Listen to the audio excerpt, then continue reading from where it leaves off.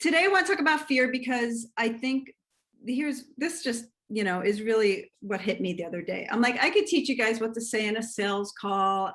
I could teach you how to make a pretty business plan or what to do in a speech and how to format a speech and blah, blah, blah, blah, blah, blah.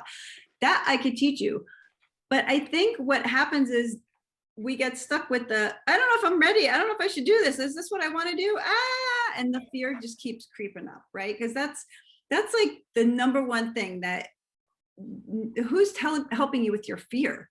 Unless you're working on it, I feel like that's the area we have to talk. I'm going to take you through a little bit of what is in the book, my book. Let me show you my book, the Flip Your Fear book. And when I was writing the word fear so many times, I mean, it was just a message from me to him. The letters F-E-A-R started to flip around in my head and it revealed the code. So I'm going to tell you guys the code because this is an area I think that will help you. Because a lot of times when I'm coaching women, they'll stay stuck in, I'm not ready. Who says I'm not ready? Is that you? Because this is where we have to be honest. The I'm not ready people, or I don't know enough. I don't know enough to step out. That's like the helpless, right? We get into these traps, or then we get critical of, well, I don't do it as good as so-and-so. They're better than me. They have more experience. They're certified. They're whatever, all this stuff. And we start giving ourselves all this nonsense. But the thing is, the fear doesn't go away. Okay. So we have to learn how to manage it. And like I say, kick it, because it literally is like, I do this. I picture it like an entity, like you could give it a color, you can give it a face. So when you invert the word fear, F-E-A-R becomes R-A-E-F. And this is important because the first one is it rational? Whatever you're afraid of, right? Getting on a stage or pushing myself beyond that business plan or charging double for my services. Could be a price thing. Whatever it is the fear rational? So if you're afraid of something like speaking, for example, you have to stop and go, is that even rational? Because all it is talking on a stage. Is it rational to fear charging more? Well, no, because you're worth it and you have all this experience. When you strip it down, there's nothing that is telling you this isn't rational. And when you think of it like that, it's really a lot of fear is just, it's like our ego kind of coming in and going, you're not ready. And that's the ego's job. It's trying to keep us in our comfort zone, right? And my comfort zone was like really small. I didn't want to push myself outside at all. But that's what I want you guys to do, is constantly push yourself. So first thing you need to ask, is it rational? And if you really are honest with yourself, the answer is no, it's not. No fear is rational. It's not rational to be afraid of a guy jumping out from behind a bush. It's not rational because that doesn't happen as much as people think. It's not rational to be afraid of a shark attacking you because that really doesn't happen as much as people think. Or whatever it is you're afraid of, it's not rational. Does that mean you still don't feel it? No. But this is where you go to the A, okay? So here's two questions you want to ask. First is it rational? And the second one is, if I don't do this thing, if I don't pursue it, am I gonna feel like I'm not living an authentic life? In other words, are you gonna regret it? Is this fear holding you back from living authentically? And this is a big one. You have to really ask yourself this, because if the answer is no, then you stop there. But if the answer is yes, you have to move through it. Everything we do, from the moment you wake up till the moment you go to sleep, everything we do is on autopilot. 95%, this is proven by science, 95% is by autopilot. The way you brush your teeth, the way you open a door, the way you put your pants on. In fact, I don't even know until I put pants in my hand and go, how do I do that again? Because you may think you're thinking, but you don't. It's all on autopilot. And so the same thing happens to when we go to take risk, or we are risk averse. If we go right into autopilot, like, nope, I can't do that. Nope, my people will judge me. Nope, if I raise my prices, they're not gonna sign up. Nope, if I go on a stage, people are going to think, well, who is she? What does she know? We go right into that autopilot loop of I can't do it. But there's only 5% of the time that we're using that real true conscious part of our brain. So we're going to rewire this. And that's how this is how you rewire. Ready? The E stands for change it from feeling I'm afraid, I'm nervous, I can't do it, to saying words like I am excited. I am excited. And I didn't invent this, but this, again, proven by science. Dr. Dispenza talks about this. Mel Robbins talks about this. It is scientifically proven that our brain doesn't know the difference between excitement and fear. It's the same physical reaction. Our heart rate goes, our pupils get dilated, our palms may get a little sweaty, we get the lump in our throat. Oh my God, I'm about to speak in front of 1,000 people. Oh my God. Or, oh my God, I'm so excited to tell them my message. If you can start saying, I'm excited, every time you're about to say, I can't do it, I'm afraid, or I don't know about this, you're tricking your brain into that 5%. Saying I'm excited over nerves or fear will help get that adrenaline used to your advantage. You don't want to just stifle it. And especially when you guys start speaking, because I know some of you want to get on stage, the fear of speaking or the nerves that are accompanied with speaking don't necessarily go away. Even for like the best of them, the best speakers still say, oh my God, I'm so amped up right now. But they don't say I'm nervous. They change it to, I'm so excited. I'm really excited. Get me out there. I can't wait for them to hear this message. And that literally will help you. So we're using our energy in a more positive way. All right. And the F is for, in the last letter of inverting fear, is feel the desired outcome you want to achieve.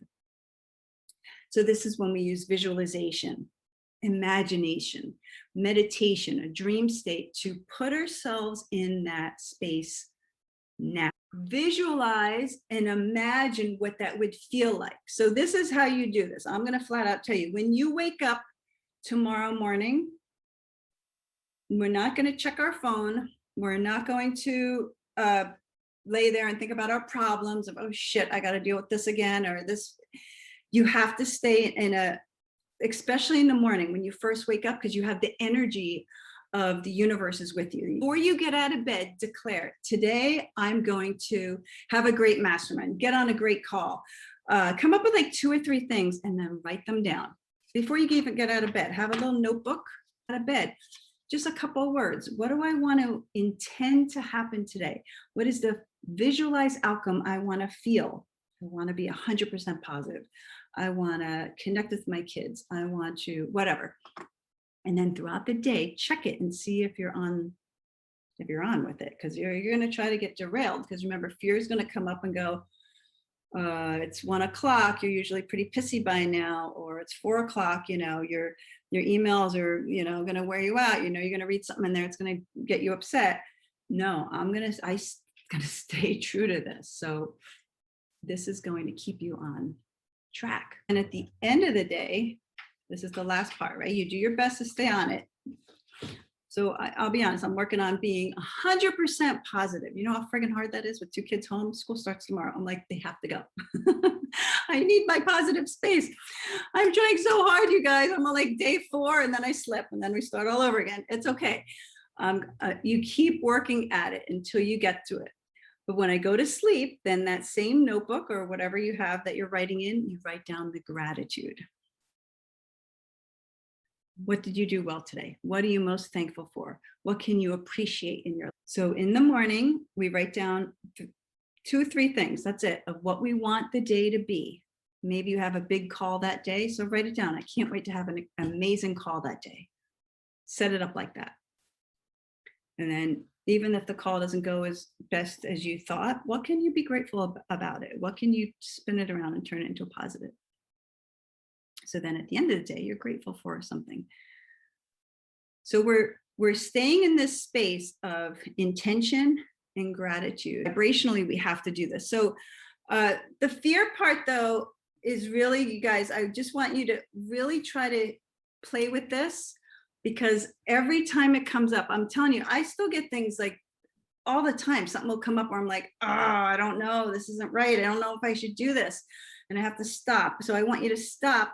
Take yourself, like literally separate your mind from your body and look at that fear and be like, but if I let you win, fear, am I going to regret this? Am I going to wish that I did it? That's the authentic piece, because it's trying to do that. You have to remember, like, fear is trying to hold us back when we were like cavemen, right? Of like, there's something coming to eat us.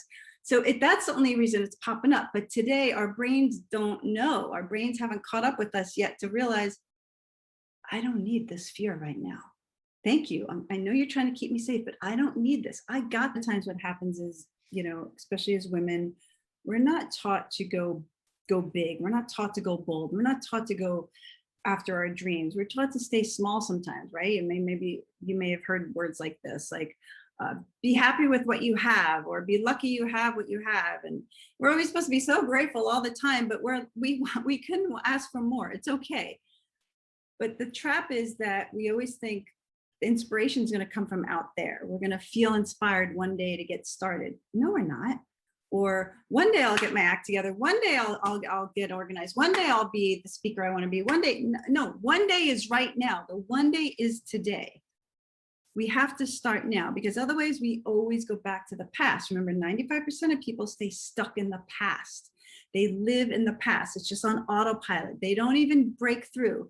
So if you're really present, and the way you get present is through that gratitude and setting that intention. But when you stay in that present, you can predict now what you want to happen in the future. You can predict that inspiration, that ability to change. Everything comes from this exact moment. And so this is really like masterful when you can do this. It's like mind control, you guys. We can take away all fear. We can crush all the self-doubt or self-limiting beliefs, because we're going to stay right now in this present. Because if you think about it, when the fear pops up, what's it trying to do? Do you know what fear is trying to do besides keep us safe? Do you know what fear tries to do? It's like psychology of fear. It's trying to keep us in the past.